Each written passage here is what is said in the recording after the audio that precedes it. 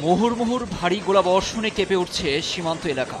এভাবেই রাতভর চলে ভয়ঙ্কর লড়াই। পাকিস্তান ও আফগানিস্তান বাহিনী হঠাৎ এভাবেই মুখোমুখি লড়াইয়ে জড়িয়ে পড়লে সীমান্তে চরম উত্তেজনা ছড়িয়ে পড়ে।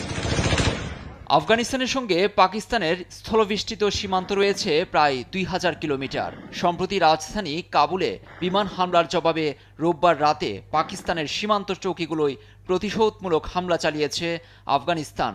এতে অর্ধশতাধিক পাক সেনা নিহতের দাবি করেছেন আফগানিস্তানের তালেবান সরকারের মুখপাত্র জাবিউল্লাহ মুজাহিদ। তাৎক্ষণিক জবাব দেয় পাকিস্তান সীমান্তরক্ষী বাহিনীও। কয়েকটি গুরুত্বপূর্ণ নিরাপত্তা পোস্ট দখল নেয়ার দাবি করেছে ইসলামাবাদ। পাল্টাপাল্টি লড়াইয়ে দুপক্ষের ব্যাপক ক্ষয়ক্ষতির খবর সামনে আসছে। এখানেই শেষ নয়, পাকিস্তান প্রতিশোধ নিতে পারে সেই শঙ্কা থেকে সীমান্তে ভারী ট্যাঙ্ক, কামান ও যোদ্ধাদের মোতায়েন করছে তালেবান সরকার।